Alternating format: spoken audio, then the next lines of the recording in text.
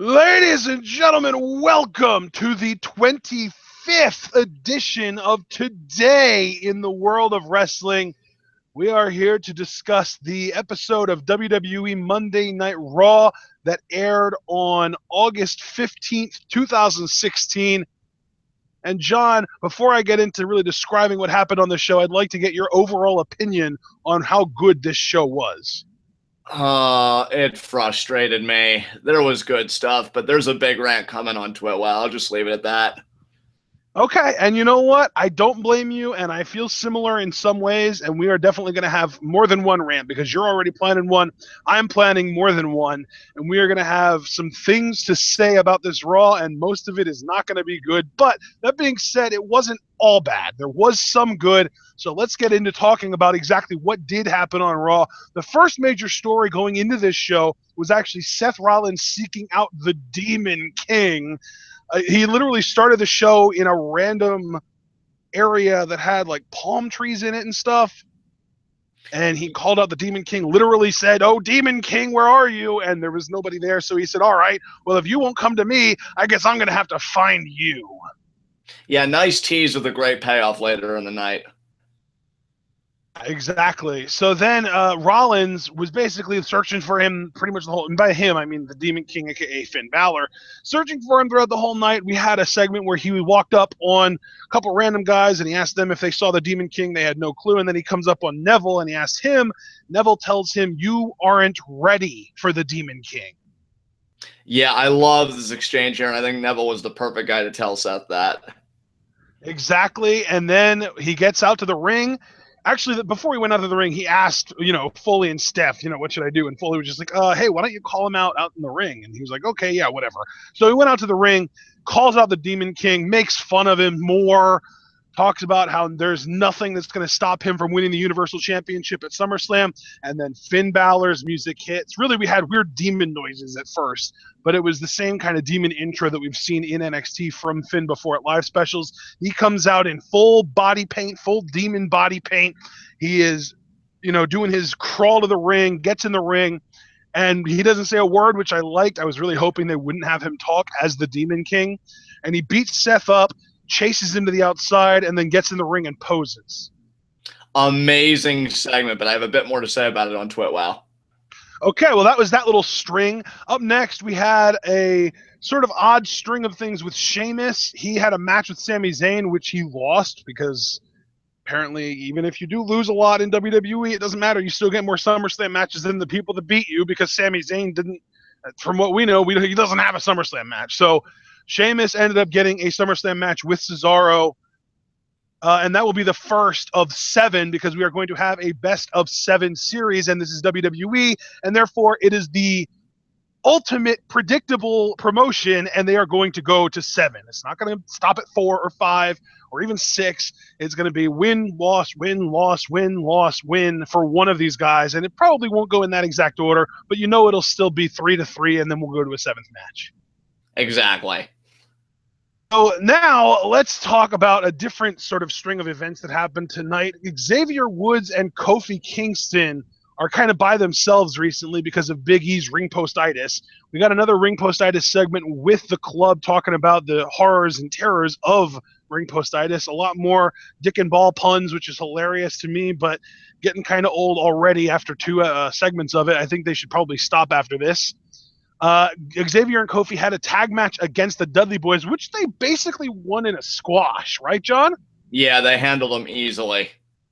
Yeah, so then we had post-match promos from both the Club and the New Day, and then later on in the night, the Club had a match against Golden Truth, which they also won relatively handily, and then they started making fun of Big E's injury, and the New Day came out to attack. Yeah, good fire from the New Day here. Absolutely. So another thing that happened, we had another squash match. Nia Jax defeated a girl named Rachel Levy or Levy, depending on whether you're getting it announced by Byron Saxton or Michael Cole. And yeah, that was a destruction. Nothing really happened out of that. Sticking with the women, we had a backstage segment where Dana attempted to apologize to Charlotte, but Charlotte shunned her and then shamed her and then rejected her. And then later on in the night, we had a match, Charlotte versus Alicia Fox, with Sasha on commentary. And Charlotte defeated Alicia Fox with natural selection while commentary was talking about something else, I might add, and then called Sasha down to the ring. Sasha goes down to the ring and gets blindsided by Dana Brooke. So I guess all that shit Charlotte said to Dana Brooke earlier was either just a setup or Dana just forgave her that quickly, because then Charlotte locks in the figure 8 on Sasha. Sasha taps out hesitantly, and the whole story now is going to be Sasha going into SummerSlam with a bum knee. Exactly. Okay, so now I think we can kind of talk about the little bits of things that didn't really matter to anything related to SummerSlam. And really, the biggest thing that occurred that kind of falls into that category was PTP versus the Shining Stars. Yeah, I said PTP. The Primetime Players are back for one night only, and I literally do mean one night only, because literally Titus O'Neil turned on Darren Young in this match. What the hell were you thinking? This was so freaking lazy. Oh my We God. also had Jinder Mahal versus Neville, which didn't matter for anything, but it did kind of reestablish Neville. I thought we had a one-off Neville match to reestablish him like 3 weeks ago. Yeah, against Curtis Axel. Which, I mean, Curtis Axel, actually interesting. Jinder Mahal, new to the roster, still not interesting. There you go. Okay, so there are only 2 angles left, I believe. The big one that happened in the middle of the show was Paul Heyman talking up Brock Lesnar, and as he's about to talk, Heath Slater shows up. He's screaming and yelling and talking about how he's the best free agent. He confronts Brock and Paul, says that he needs to do this for his kids because he needs a contract. Paul basically tries to save Heath by telling him to back off and that he needs to keep his nose out of this.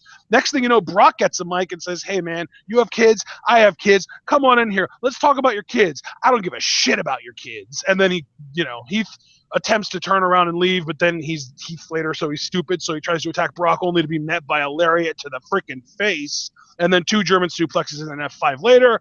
He's out of the ring, and Paul Heyman promotes the ever-loving shit out of SummerSlam. Second best segment of the night to me. Loved it. All right, so then we get to our final main thread that really followed us from beginning of the show to the end.